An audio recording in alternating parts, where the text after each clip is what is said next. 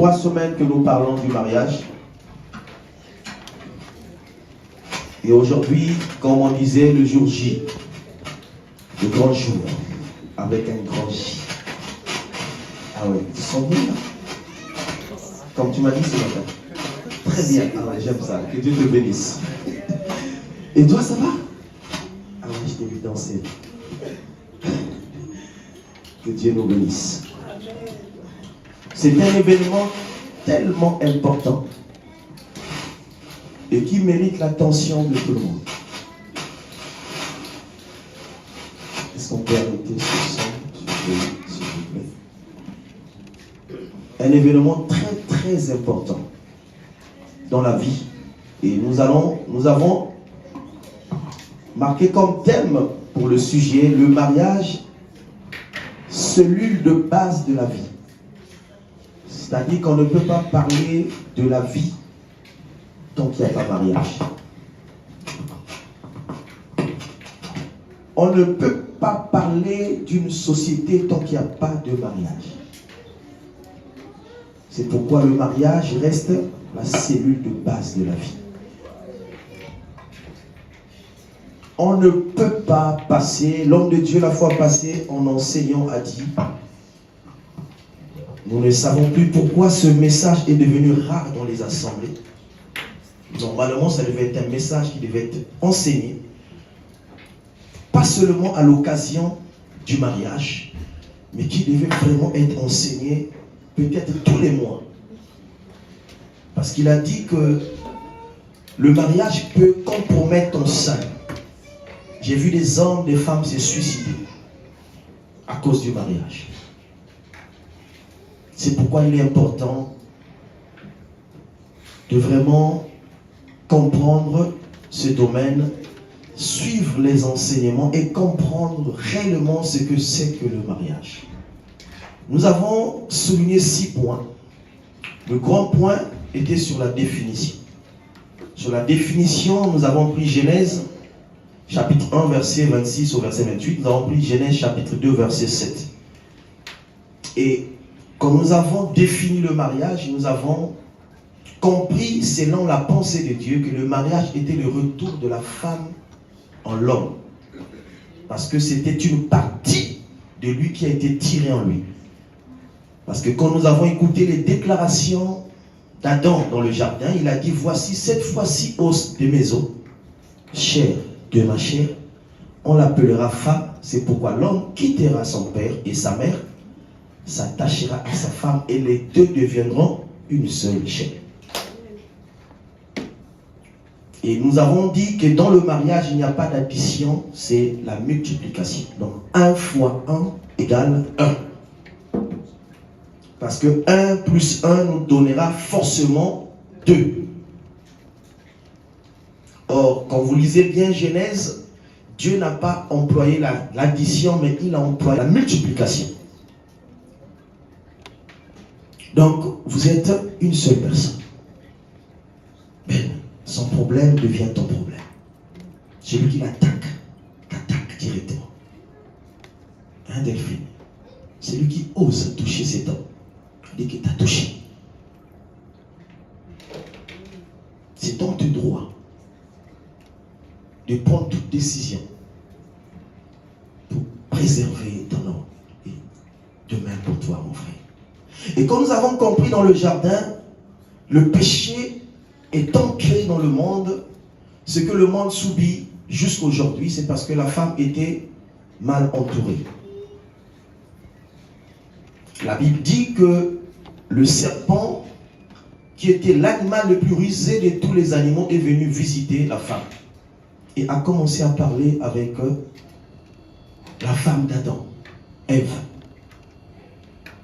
A commencé à injecter des choses. Injecter. C'est pourquoi j'ai dit, il faut bien contrôler l'entourage de ta femme. Et de même pour des filles. Le serpent a commencé à dire des choses à Ève. Le serpent n'a pas inventé, mais a pris ce que Dieu avait ordonné dans le jardin et a ajouté juste une goutte d'eau. Ça devient comme ce que Dieu avait dit, mais quand vous lisez bien, ce n'est pas ce que Dieu avait dit.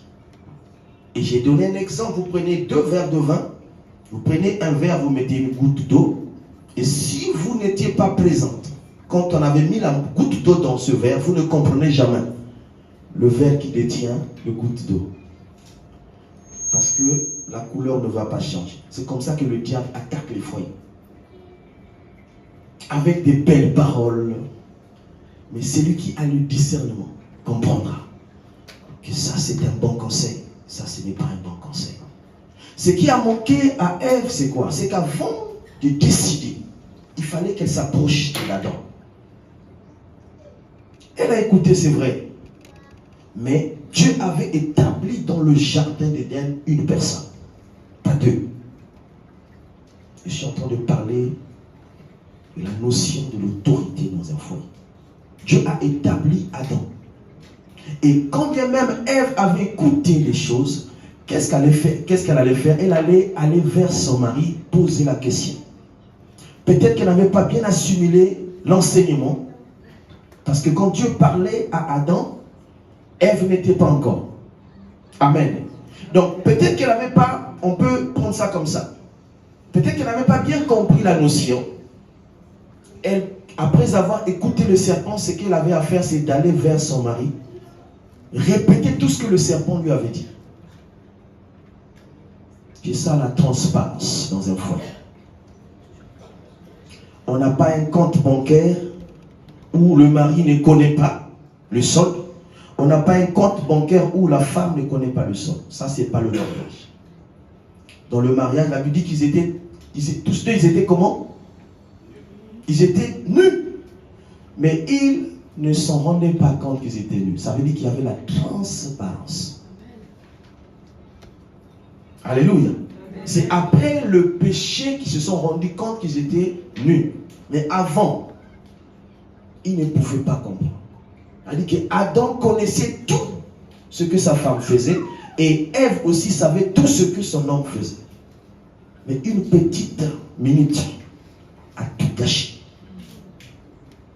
Le temps.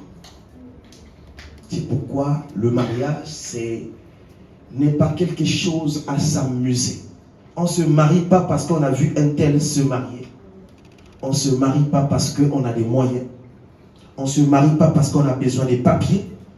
On se marie parce que nous avons compris, comme nous avons lu dans Genèse 24, Isaac avait atteint un âge. Et son père avait compris que, à cet âge-là, il fallait une femme pour mon fils.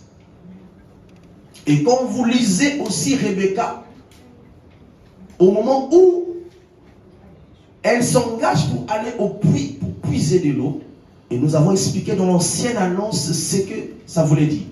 Pour épouser une femme, pour faire le choix d'une femme, il fallait aller à un puits. C'est là-bas qu'on pouvait rencontrer une femme. Il n'y avait pas 2 endroits, c'était l'unique endroit. Lisez bien la parole de Dieu, vous allez comprendre que tous les mariages des hommes de Dieu, le lieu de rencontre, c'est au puits. C'était comme ça. Et quand vous lisez Jean 4, l'histoire de la femme samaritaine, en fait, les disciples avaient des problèmes parce qu'ils ne comprenaient pas. Ils avaient des doutes sur Messie. Parce qu'ils avaient de mauvaises intentions sur le Messie, du fait que, après les avoir envoyés acheter à manger, ils restent avec cette femme au puits. Et ils reviennent avec la nourriture, ils trouvent le maître. Il dit, mais voilà ce qu'on a rapporté. Il faut manger. Il dit, non, moi j'ai déjà mangé. Une nourriture que vous ne connaissez pas. Et les disciples disent, mais comment ça? Tous en avaient faim. Et tu nous envoies aller acheter à manger. Tu restes avec une femme, tu parles et nous revenons. Et tu me dis, tu n'as plus faim. Qu'est-ce qui se passe? Mais comme un maître à l'époque, on ne pouvait pas lui dire des vérités. C'était comme ça. On a parlé de Baal, qui veut dire possesseur. Un maître, c'est un rabbin. C'est quelqu'un où on est limité. C'est-à-dire qu'on ne peut pas, comme aujourd'hui, on parle à son père comme si on parlait à son ami. On parle à sa maman comme si on parlait à quelqu'un, je ne sais pas comment. Il respectait ses normes.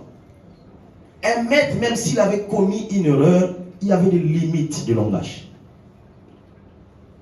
C'est comme ça que les soupçons sont restés comme ça. Jusqu'à ce que Jésus dit, maintenant ne m'appelez plus maître, appelez-moi ami. Parce que l'ami, c'est celui-là qu'on peut connaître réellement ce qui se passe et qu'on peut s'échanger sans retenue, n'est-ce pas? Donc on a défini le premier point, que le mariage était le retour de la femme en l'homme. Donc aujourd'hui, le côté qu'on avait tiré de toi est revenu. Et tu es devenu complet. Et on a pris un exemple en disant, quand nous avons expliqué qu'il n'y a pas de divorce dans le mariage. J'aimerais que tout le monde comprenne ce message. Je suis en train de récapituler. Vous pouvez rentrer sur notre chaîne YouTube ou Facebook, École des disciples de Jésus. Vous allez suivre l'enseignement dans son intégralité. Ça fait 3 dimanches, c'est le 4e dimanche aujourd'hui. On a pris notre temps de parler sur le mariage. Amen. Vous me suivez? Amen. Donc, c'est le retour de la femme en l'homme. Et l'exemple que j'avais pris la fois passée, c'est qu'en marchant, tu pouvais commettre une erreur avec ton pied droit ou bien gauche. Je n'ai jamais vu quelqu'un arriver à la maison et dire, bon voilà, comme tu as commis des bêtises, je vais te couper à la maison. Tu coupes ton pied parce qu'il a commis des bêtises. Ou tu coupes ton bras. Personne ne pourra le faire. Pourquoi? Parce que on aimerait bien être complet. Alléluia. Peu importe le dégât que ta main peut commettre, ton pied peut commettre, on ne peut jamais couper. Parce qu'on aimerait être complet. Et comme vous êtes devenu complet, personne ne peut oser demain, peu importe la situation, dire qu'aujourd'hui on se sépare. Ce n'est pas possible. Elle dit que tout est possible à celui qui croit et rien n'est impossible à Dieu. Elle dit que quand les problèmes arrivent, ça veut dire qu'il connaît la force de même. Ce problème connaît la force que tu as, ma soeur. Et comme ce problème connaît la force que vous avez, et la Bible dit qu'il ne permettra pas qu'il y ait une situation qui dépasse vos forces. Ça veut dire que vous avez la capacité de régler ces problèmes. Sans le concours de personne, vous avez la capacité. Est-ce qu'on saisit? Amen. On n'a pas besoin de témoins. Parce que la Bible dit que le cœur de l'homme est tortueux, méchant par-dessus tout. Qui peut le connaître? Tu vas prendre les problèmes de ton foyer, croyant que c'est ton ami, c'est ton collègue qui va le régler, tu échoueras dans le mariage. Parce que tu ne connais pas l'intention de ton ami, de son ami, ou tu ne connais pas les intentions de son ami. Son ami n'est pas égal à lui. Et vice-versa. J'ai connu beaucoup de maris aujourd'hui. Et quand tu lis l'histoire, c'était l'ami de la femme de X. Et que X s'est confié tellement à cet ami. Et cet ami connaissait même l'intimité du foyer de son ami. Et finalement est devenue la femme d'eux. Elle a mis de côté son ami. Je connais beaucoup de foyers comme ça, je vous dis. Pourquoi? Parce que on a pensé qu'on est incapable d'appeler notre femme ou notre homme et discuter pour trouver un terrain d'entente. On va partager comme on partage sur les réseaux sociaux. Le cœur de l'homme est tortueux, méchant par-dessus tout. Tu ne connais pas l'intention de celui qui est à côté de toi. Il n'y a que Dieu qui connaît. La Bible dit que dans la sélection de Christ, notre maître, il avait 70 disciples. De 70, ils sont arrivés à 12 disciples. Elle dit que la sélection, selon la volonté de Dieu, il fallait avoir 12 apôtres. Et parmi ces 12 apôtres, il y avait un infiltré. Est-ce que vous le savez? Malgré que Judas Iscariot avait résisté. Amen. Amen. Il avait refusé de partir. Il est resté sélectionné. Mais il avait une mauvaise intention. L'intention, c'était quoi? C'était de vendre le maître. Il était là. Il mangeait dans le même plat que Jésus. Alléluia. Donc, faisons attention à nos problèmes du foyer. Alléluia. Moi, mon pasteur appelle le mariage une association, il appelle des hommes qui ont un grand cœur. Une association des hommes qui ont un grand cœur. Ça veut dire que tu reçois, le cœur commence à gonfler, mais tu le gardes comme ça. Parce que c'est à toi. C'est ton mariage. La meilleure possibilité que vous aurez pour conserver votre mariage, c'est de garder vos problèmes. Qu'il n'y ait pas de fuite d'informations. Parce que le monde aujourd'hui attend ça. Dès qu'ils ont un élément de votre foyer, c'est fini. Ils vont jouer avec. Ils vont s'amuser avec. Et l'homme de Dieu la fois passée a dit que sache que pendant que tu te maries, dis-toi que tu ne te maries pas avec un ange. Tu n'épouses pas un ange parce qu'un ange c'est un esprit.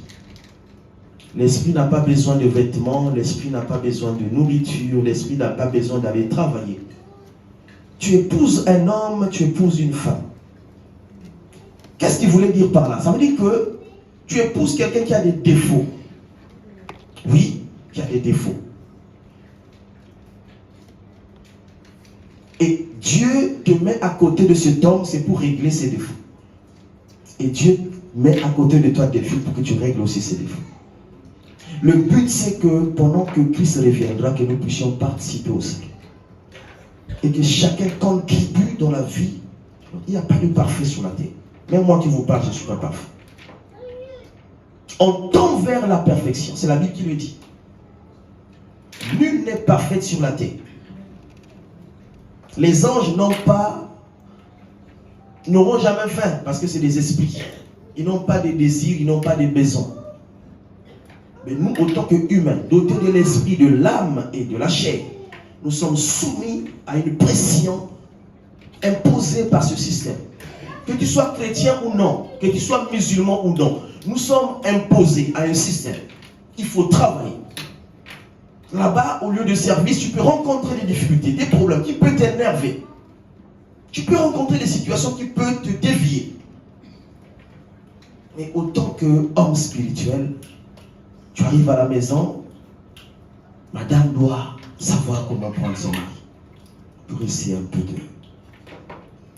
Parce qu'il y a des hommes qui ne parlent pas. Il a subi, il arrive à la maison, il s'allonge, il reste comme ça devant la télé. Alléluia.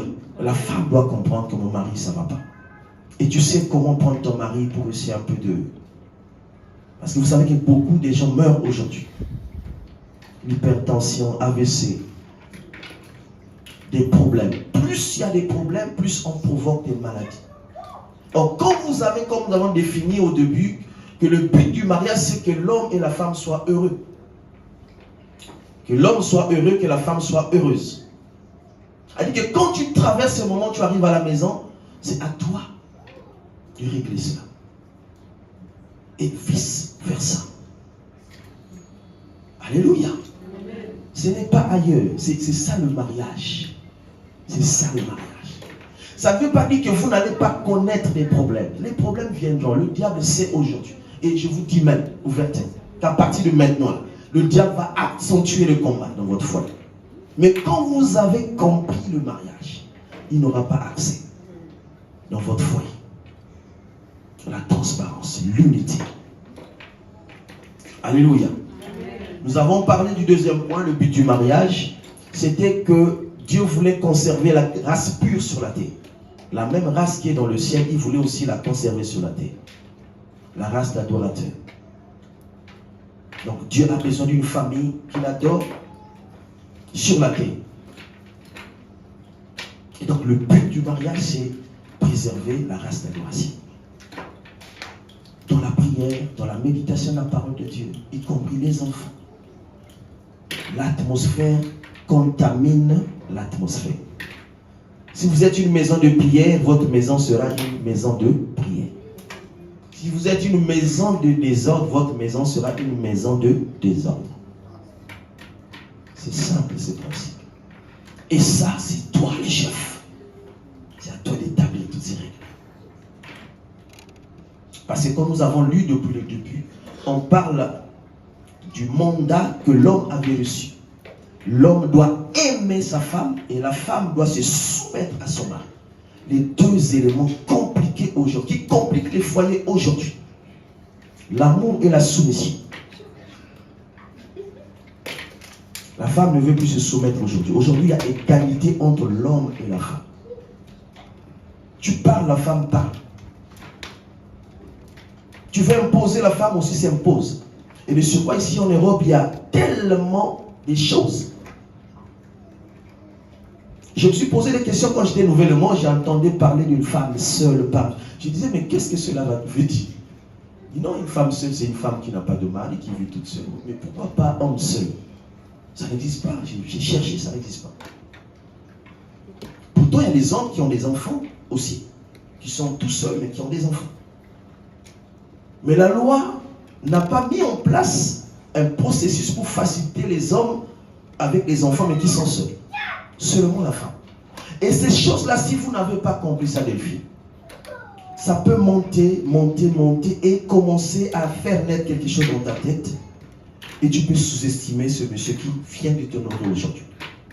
Que cela n'influe pas ta vie. J'ai entendu parler de la CAF. Il y a tellement de choses qu'aujourd'hui le mariage est bafoué ici en Europe. C'est pourquoi Jésus dit au commencement, il n'en était pas ainsi. L'homme était le responsable et la femme avait la soumission. Et je parle d'un homme modèle. Comme nous avons partagé, on en a parlé. On se soumet à un homme exemplaire. Pas un homme qui entraîne le désordre dans un foyer. Alléluia. Un homme qui sait planifier les choses. On n'est pas parfait. Mais planifier les choses, cet homme est capable de le faire.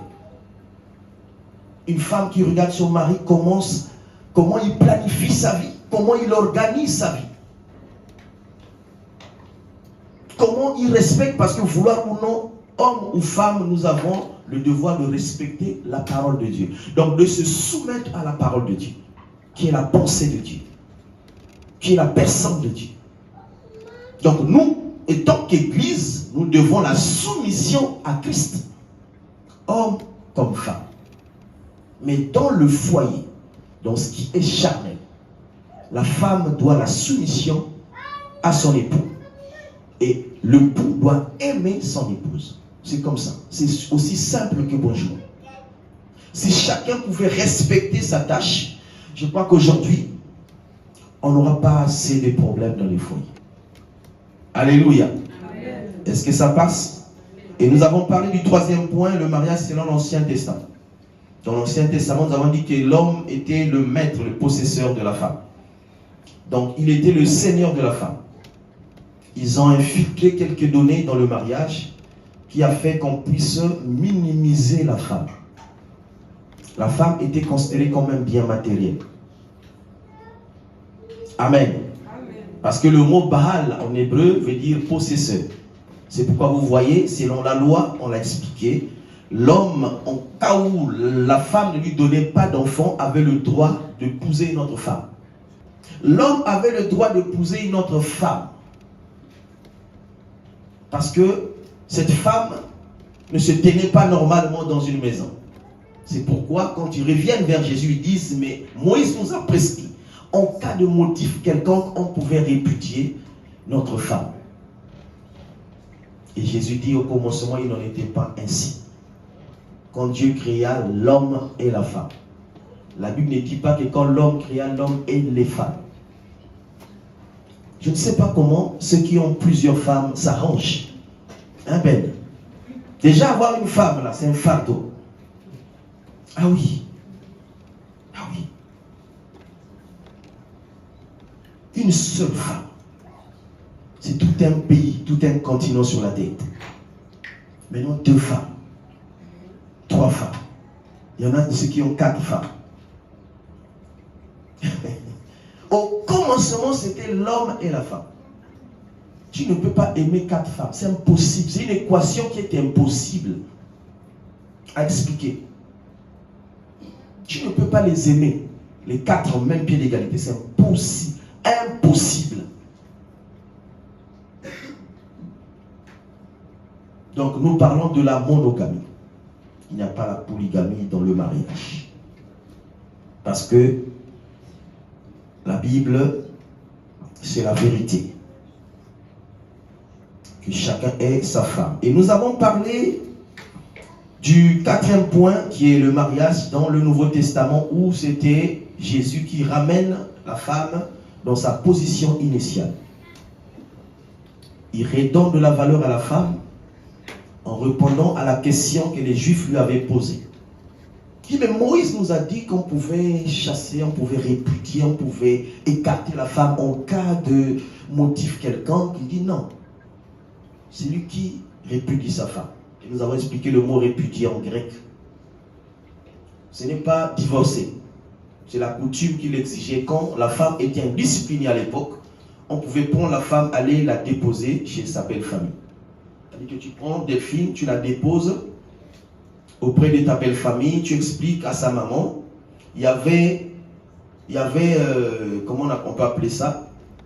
Il y avait comme une commission dans chaque famille qui était là pour régler les problèmes du mariage. Donc ils étaient chargés de rééduquer ta femme. Et après rééducation, ils t'appelaient pour dire voilà, ce que tu as dit, nous avons accompli dans la vie de notre fille, maintenant tu peux reprendre notre fille sans problème. C'était comme ça. Mais Jésus s'oppose même à la répudiation. Parce que pendant que tu répudies ta femme, tu peux avoir des envies. Et tu peux brûler, tu peux commettre un péché. Et ce péché peut t'amener très loin. Donc Jésus s'oppose à la répudiation. Ça veut dire que quand même il a commis, tu n'as pas le droit de la renvoyer chez ses parents. C'est ton problème. Et je ramène toujours la chose dans le jardin. Ève n'avait pas de père, pas de mère. Pas de frère, pas de soeur. Donc s'il fallait répudier Ève, c'est pourquoi j'aime Jésus. Il ramène les choses au commencement. Donc Adam était le seul responsable de Ève. C'est pourquoi au début j'ai dit sans problème, c'est ton problème. Il n'y a pas quelqu'un d'autre, c'est fini. Toute sa famille va compter sur toi. Amen. Est-ce qu'on peut acclamer pour le Seigneur?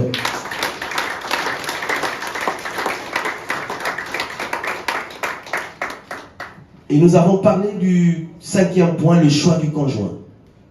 C'est là le problème. Amen. Amen. Le psaume chapitre 11 verset 3 nous dit, quand les fondements sont renversés, les justes, que ferait-il? Le fondement, c'est la base. Quand le mariage n'est pas basé sur un bon fondement, c'est fini. Tout ce que vous ferez à la suite sera nul et non avenu. Vanité des vanités. C'est au commencement. Il y a un président de chez nous qui avait dit, il ne faut pas rater les débuts. Il y a des choses qui vont rentrer. Moi, je ne veux pas ceci. Moi, je ne veux pas ceci. Je ne veux pas de ton père, je ne veux pas de ta mère. Il faut s'opposer à ça. Dès le début. Parce qu'il n'y a pas peine sans ton père, sans ta mère. Tu es issu d'une famille. Et toi aussi, pareil. Si le mari commence à haïr tes frères, tes soeurs, ton père, ta mère, il faut s'opposer. Ce n'est pas normal. Parce que sans ces personnes-là, ils ne pouvaient pas t'aimer. C'est des éléments qui commencent tout petits au début, mais qui après finissent. Je connais beaucoup de familles. Papa qui ne fréquente pas sa fille. Maman qui ne fréquente pas sa fille. Parce que dans ce foyer, on n'aime pas papa, on n'aime pas maman. Et ça, c'est pas à papa de venir faire ce travail dans votre foyer. Ça, c'est à vous. Ton père te regardera de loin. Dis, mon fils, j'ai investi toute ma vie. Il ne viendra jamais s'imposer dans votre foyer. C'est à vous de le faire.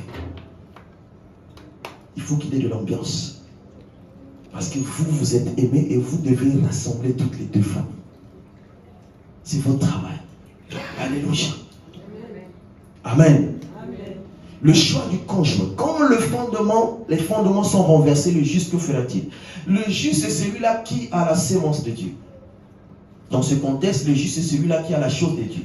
Et quand il vient trouver dans un endroit où le départ a été faussé, qu'est-ce qu'il fait? Ça, c'est une question que les psaumes nous posent. Une question difficile, n'est-ce pas? Il nous ramène au commencement. On dit que dans le choix, j'ai donné l'exemple de l'iceberg. C'est aussi simple. J'ai dit dans l'iceberg, nous avons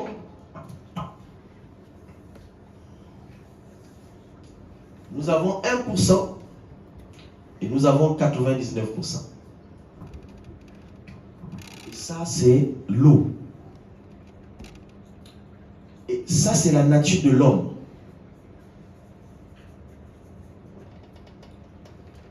Ça, c'est l'homme physique que tu peux voir. Et ça, c'est l'homme intérieur que tu ne vois pas. Donc, quand tu te connais avec un homme ou une femme, en fait, la personne te montre que le 1% de sa vie. Tu ne connais pas le 99%. Ça, c'est caché. Si la personne est impolie, elle ne viendra jamais impoliment te parler. Elle va rigoler, elle va chercher par tous les moyens pour t'avoir. Alléluia. Est-ce que vous comprenez ça? Amen. Elle ne va jamais vous montrer son côté négatif. Elle va vous montrer son côté positif. Elle peut vous donner de l'argent. La personne peut faire tout pour vous faire croire que vraiment c'est vraiment cette personne. Mais elle, au fond, c'est une personne qui veut rentrer dans votre vie pour vous déstabiliser, pour vous tuer. C'est pourquoi nous avons dit dans l'exemple de Genèse 24 que Eliezer de Damas était une forme de Saint-Esprit. C'est-à-dire que c'était le Saint-Esprit en personne. Il n'y a que le Saint-Esprit pour sonder les cœurs et les reins, pour connaître le fin fond du cœur de la personne. Et celui qui est dans la prière, Dieu révèle l'état d'âme de la personne. Même dans l'amitié. C'est dans la prière. Nous voulons marcher avec une personne. Il faut chercher à connaître cette personne. Alléluia. Amen. Si vous ne le connaissez pas, c'est un danger. Parce que vous allez tout livrer à Satan, sans le savoir. Vous avez un ami sorcier, vous ne savez pas. Il prend vos informations, il l'amène dans le monde. Pendant que tu dors, eux, ils ne dorment pas. Ils sont dans le monde mystique. Il prend tes sujets, il l'amène là-bas. Voilà, il y a ça, il y a ça, il y a ça, il y a ça. Et il travaille à base de ces données. Tu te réveilles le matin, tu fais ça, ça ne marche pas. Tu fais ça, ça ne marche jamais. Mais tu ne sais pas. Tu te réveilles le matin avec cet ami-là. Tu partages encore. Et c'est comme ça. Le cœur de l'homme est tortueux, méchant par-dessus tout. Qui peut le connaître? Dans le choix, nous devons prendre notre temps. J'ai donné l'exemple de ma rencontre avec mon épouse. Je vais vous expliquer comment ça s'est passé. On peut prier, prier, prier. Nous avons des signes quand nous constatons que c'est vraiment la femme ou l'homme de notre vie. Il y a quelque chose qui se passe. Il y a une conviction. Et cette conviction doit être liée à ce que tu as demandé à Dieu. Quand nous lisons ce passage, ce qui s'est passé au puits, c'était exactement ce que Abraham avait demandé à Eliezer de Damas. Une femme, oh! Est-ce que vous avez lu ce passage? Une femme que tu ne demandes pas à boire, mais qui te donne à boire. Et la Bible dit qu'Eliezer de Damas avait 10 chameaux. Et quand vous faites des recherches, un chameau, quand il a vraiment soif, il peut consommer 100 à 200 litres d'eau. Un seul chameau.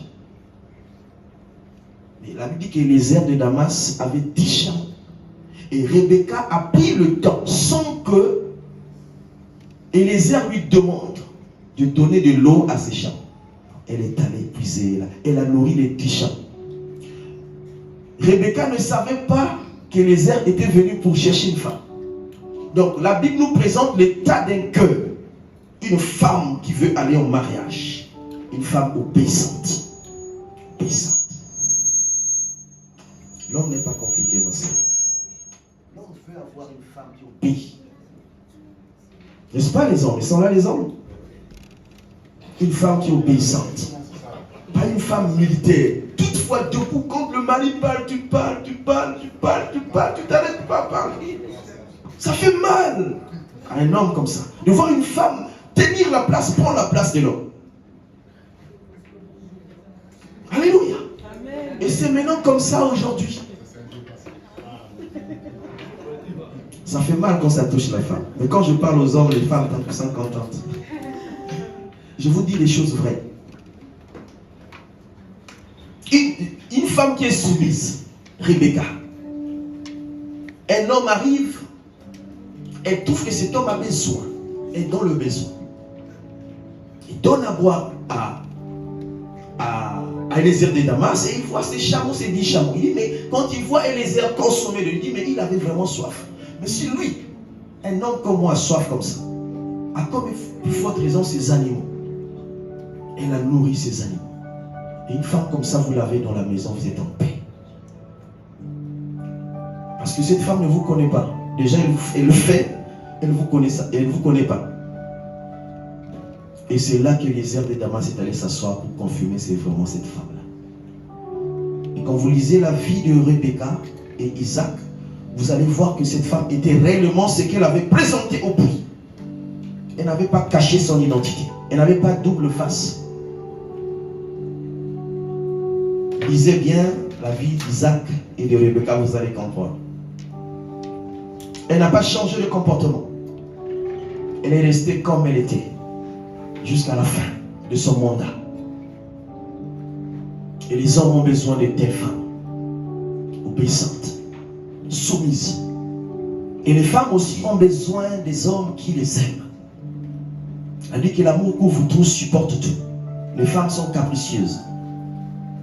C'est pourquoi dans le jardin, on nous montre un homme modèle. Sa femme est allée manger l'interdit. Mais l'homme a pris sa femme, il a dit, je meurs avec ma femme. Parce que je couvre ses péchés. Nous vivrons ensemble, nous mourrons ensemble. Il n'y a aucune plainte d'Adam dans le jardin. Pourtant, l'interdit, Dieu était clair que c'est lui, le jour où vous en mangerez, vous mourrez. Adam ne s'est pas plaint, il a pris sa femme, ok, c'est pas grave. Tu as mangé, je n'ai plus rien. Tu as déjà mangé, moi aussi, je fais quoi, je mange. Afin qu'on meure ensemble. Ton problème, c'est mon problème. Alléluia. Le mariage. On ne se marie pas parce qu'il faut se marier. On ne se marie pas parce qu'on a vu le voisin se marier. On ne se marie pas parce qu'on a vu un tel se marier. On se marie parce que le temps est arrivé. Au temps convenable. La Bible dit que Dieu est l'auteur du temps et des circonstances. Quand le temps arrive, peu importe les problèmes qui arriveront, Dieu lui-même va vous accompagner. Amen. Alléluia. C'est ça la grâce d'être dans le Seigneur. Ceux qui seront dehors, ils vont, mais comment ça? Ils ont pu, ils rigolent, ils sont ensemble. Avec ce que j'ai appris là, oui, mais c'est Dieu qui les accompagne. C'est Dieu qui les accompagne. Et Dieu nous enseigne dans le mariage. Il n'y a pas une école que le mariage dans la vie. Tu peux avoir bac plus 20, bac plus 30. Si tu n'as pas vécu ces choses dans le mariage, tu es zéro. Zéro. C'est pourquoi celui ou celle qui a été dans un foyer, il faut respecter. Parce que c'est des gens généralement qui connaissent les choses. Parce qu'ils ont vécu. Pas qu'ils ont écouté, mais ils ont vécu ces choses. Alléluia. Et nous avons parlé du divorce selon la parole de Dieu. On avait pris 1 Corinthiens chapitre 7. On a dit dans le jargon de Jésus, il n'y avait pas le mot divorce. Jésus n'a pas encouragé le divorce. Le mariage, c'est pour la vie. Qu'est-ce qui va vous séparer? Qu'est-ce qui peut vous séparer dans le mariage? La mort. Est-ce qu'on peut acclamer pour des filles?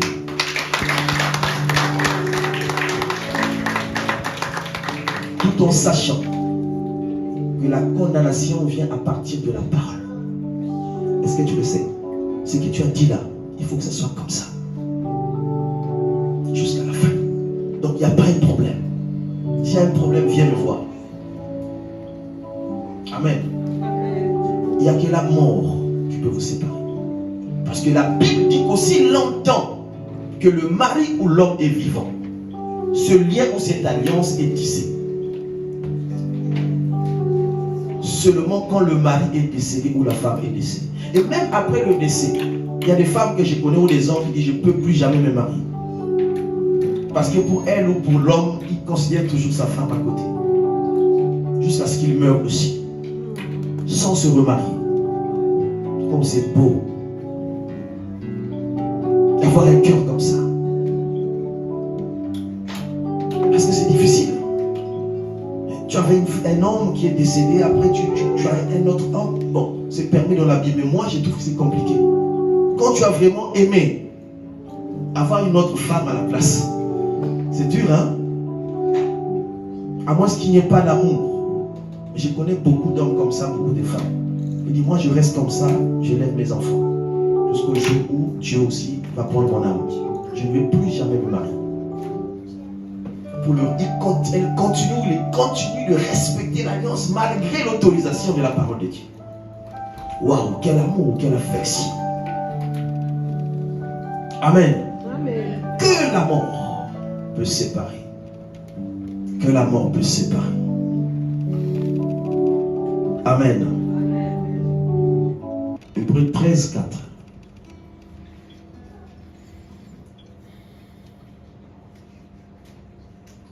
Que le mariage soit honoré de tous et le lit conjugal exempt de sûr, car Dieu jugera les impudiques et les adultères. Amen. On a dit pendant l'enseignement que l'Église ne marie pas, que la mairie ne marie pas. Ça paraît scandaleux, n'est-ce pas? Le mariage, c'est la dot. Le mariage, c'est le mouroir. Nous l'avons expliqué dans la Bible. C'est l'accord des deux familles. Mais dans ce passage, nous respectons l'accord de ces deux personnes qui aujourd'hui vont devenir une seule. Et l'accord des familles.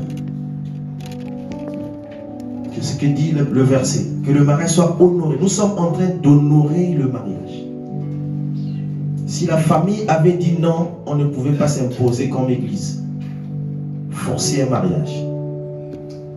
Amen. Le mariage, retenez ça les petits-enfants, retenez ça les parents. Le mariage, c'est l'honneur des deux familles. C'est-à-dire qu'un homme qui arrive veut prendre votre enfant, il doit se présenter, pas à tête cagoulée, mais il doit venir physiquement voir papa et maman, demander la fille en mariage, discuter. C'est ça le mariage, c'est ça qui a été fait. J'étais content quand j'ai appris que tu étais en accord avec le défunt papa. Ça m'a fait plaisir. C'est bien. Il faut conseiller ça à des enfants. C'est comme ça. Ici en France, c'est difficile. Les enfants ont tendance à aller selon ce qui est la France. Nous, la parole n'est pas la France. C'est pas la France qui doit nous imposer les lois. Nous avons aussi des coutumes, nous avons aussi nos traditions qui sont en norme avec la parole de Dieu. Et nous devons les respecter. Je vous ai dit, chez nous, le maire n'a pas le droit de marier si ce n'est que demander l'accord des deux parents. C'est-à-dire que le maire se lève, il pose la question, est-ce que ce monsieur est venu voir la famille de Delphine? Et la famille doit se lever et confirmer. Si la famille ne confirme pas, le maire n'a pas le droit de confirmer le mariage, l'état civil. Chez nous, c'est comme ça. Et j'aime ça. Amen. Et ça, c'est dans les normes. On ne peut pas venir t'arracher ton enfant comme ça. Que tu as souffert pendant des années. La prendre comme ça, qu'elle devienne comme un papier comme ça dans la rue. Ça, c'est un manque du respect. Il faut honorer les parents. Et s'il faut recadrer les enfants, il faut les recadrer. Il faut les dire des choses. Sans diluer. Dire la vérité. Ça blesse la vérité, mais ça reste la vérité.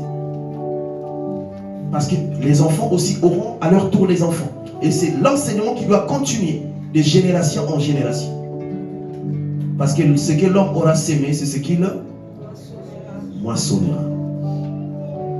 Donc nous allons confirmer en tant que famille chrétienne aussi. Parce que vous êtes retrouvés en famille. Et nous aussi, en tant que famille chrétienne, nous voulons, selon ce qui est écrit, confirmer la chose. Et parler à notre Père. Et voilà, il y a des enfants qui ont fait ça, ça. Et nous aussi, en tant que famille, nous sommes au courant de cela. Ça protège. Il y en a de ceux qui n'ont pas, qui fuient la mairie. Il faut que le maire de la ville sache, en tant que responsable, le garant de la ville de Nice, sache que vous êtes marié. C'est un point très important. Il faut. Sinon, tu vas tromper toutefois dans les administrations. Allez, monsieur, vous êtes marié? Non, je ne suis pas marié. Mais vous êtes marié. Parce que si vous dites que je suis marié, on va couper la CAF, on va couper beaucoup de choses. Mais en ce moment-là, on fait quoi? On ment. C'est le mensonge. Que le mariage soit honoré de tous. On dit qu'à partir de maintenant, quand vous voyez cette belle femme, waouh! Tu l'as eu comment? Comment t'as fait? C'est le destin.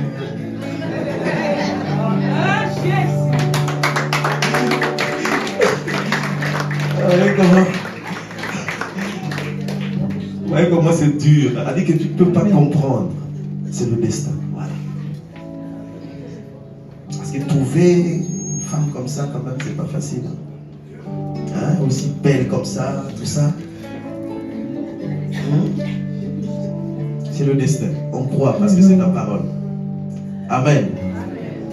Donc à partir d'aujourd'hui, celui ou celle qui voit cette dame dans la rue, domaine strictement occupé.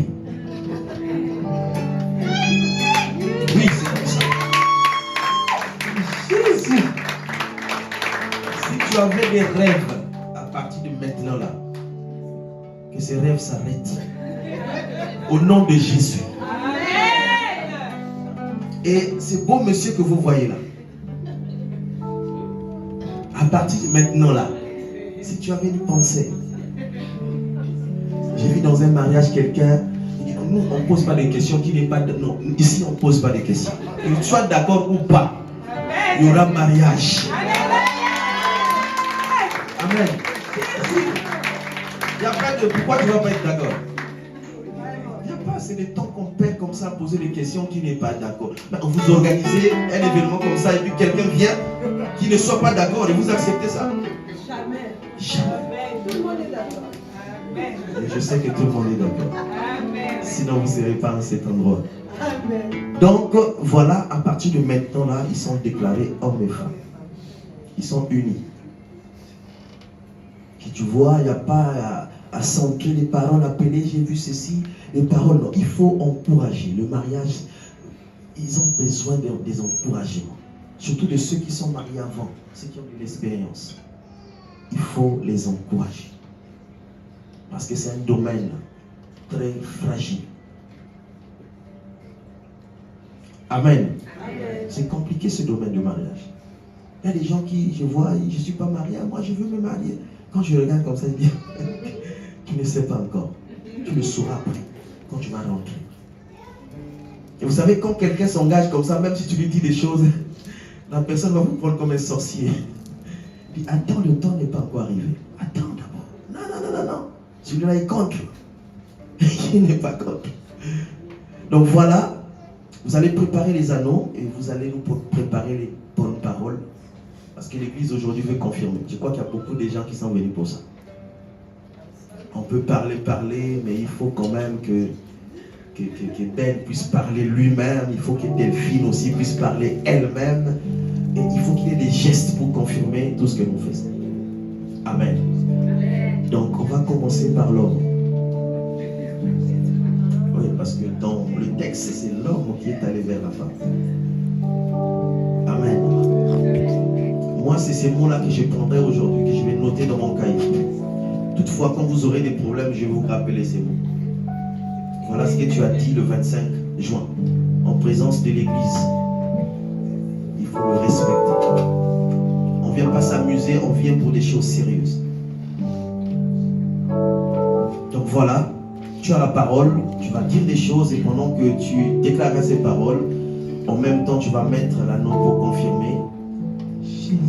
Appuyer ce que tu vas déclarer cet après-midi. Que Dieu te bénisse.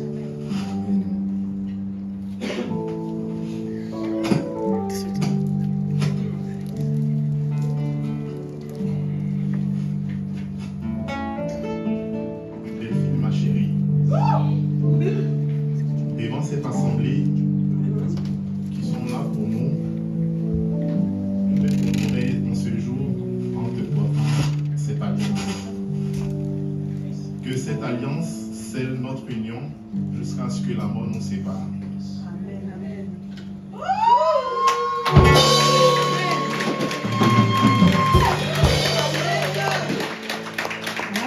Amen. No comment. Que personne n'ajoute, que personne ne retranche. Donc cette alliance, c'est jusqu'à ce que la mort vous sépare. T'as compris ça? Il est bon, hein, c'est bon. Il parle pas beaucoup, mais il a des paroles fortes. Allez, Delphine. Est-ce que tu peux nous parler quelque chose? Une histoire, quelque chose?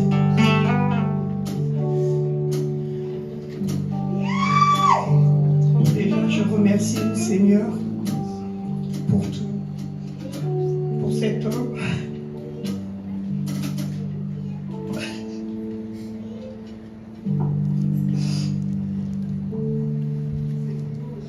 Comprenez l'émotion. Est-ce qu'on peut acclamer Delphine? Est-ce que vous êtes fatigué? Est-ce que vous êtes fatigué?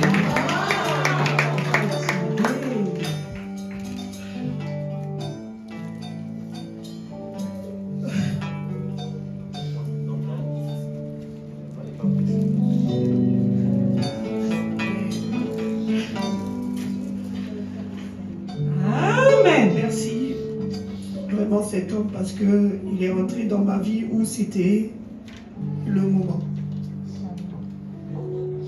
J'avais des hauts et des bas. J'étais aussi dans une période pas bien. Et vraiment, quand je l'ai rencontré, c'est vrai, je ne pouvais pas imaginer ça il allait être mon mari plus tard.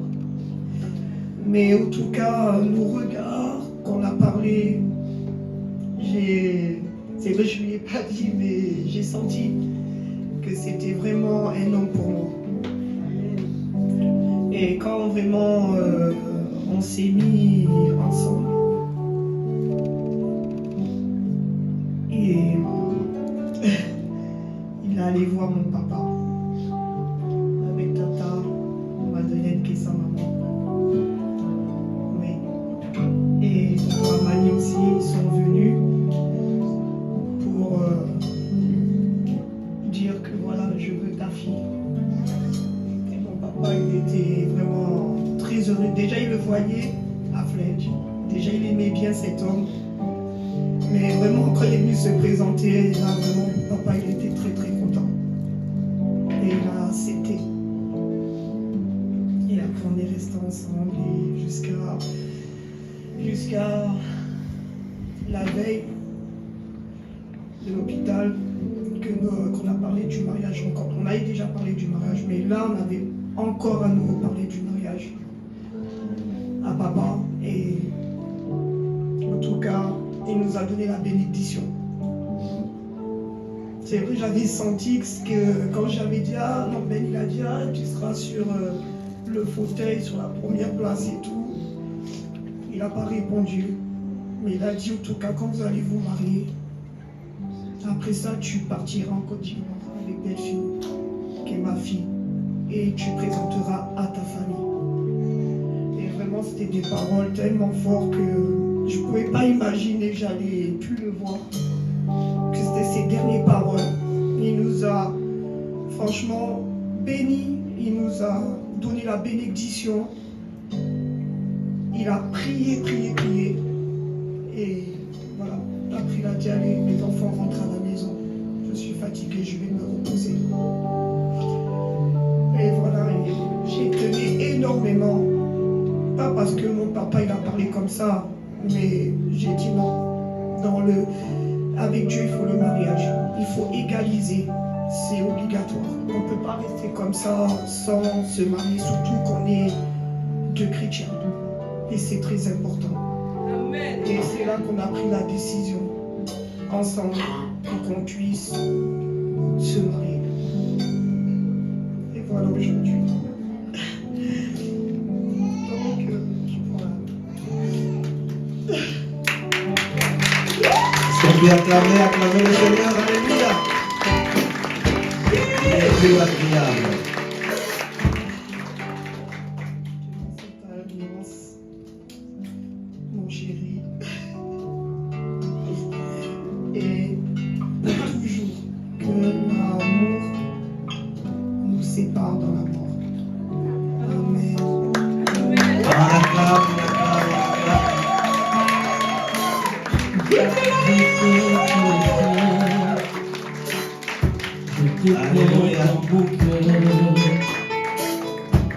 mon cœur bouillant d'amour pour toi.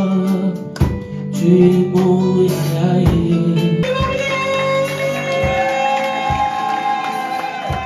Alors, il y a une chose qui manque. Sinon, on ne sortira pas d'ici. Donc, il n'y a pas cet élément. Hein? Quoi, la quoi? Vous avez entendu ça?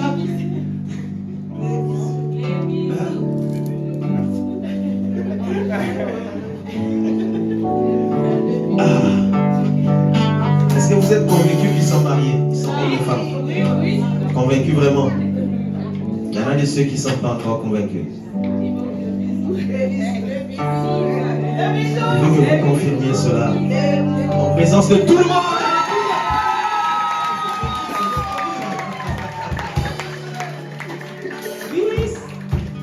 Pendant que les chants vont nous conduire dans cette cantique, celui qui a préparé un cadeau pour les mariés, tu vas avancer, tu vas dire une parole encourageante à Delphine, à Ben.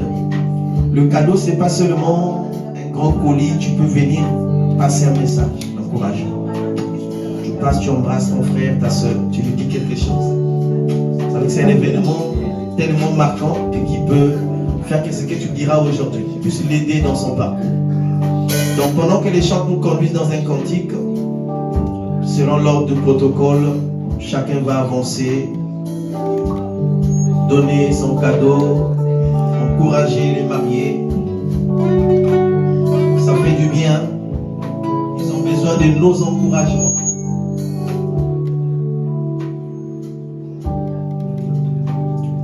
Ça là, c'est la Bible, le document sacré. Je vais la remettre à l'homme. La Bible dit que c'est à l'homme d'édifier sa femme. C'est l'homme ce qui est écrit dans la Bible. Elle dit que ta femme doit refléter la parole de Dieu par toi. Sa conduite dépendra de ce que tu vas communiquer selon la parole de Dieu. Tu vas garder cette Bible. Toutefois, quand tu auras un problème, ouvre. Si tu as oublié un verset, appelle-moi. Je vais te rappeler les versets. Et tu gardes cette Bible soigneusement. Que Dieu vous bénisse. On peut avancer, encourager le couple.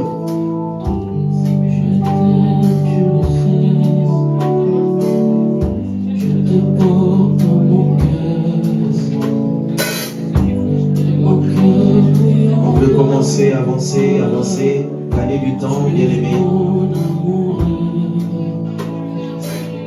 Dans l'ordre, un mot d'amour, un geste d'amour.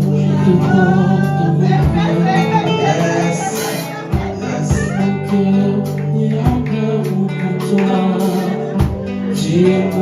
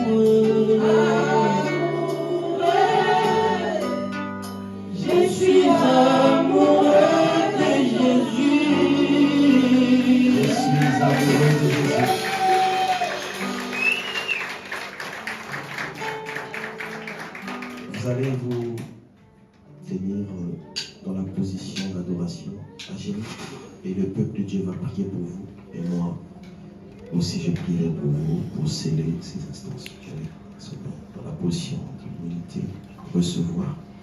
Vous tenez main dans la main. Vous allez d'un commun accord prononcer des paroles selon ce que Dieu mettra dans votre cœur cet après-midi. Vous allez bénir ce couple. Dites à Dieu ce que vous pensez, ce que vous désirez. Et vous verrez que ça va s'accomplir dans leur vie.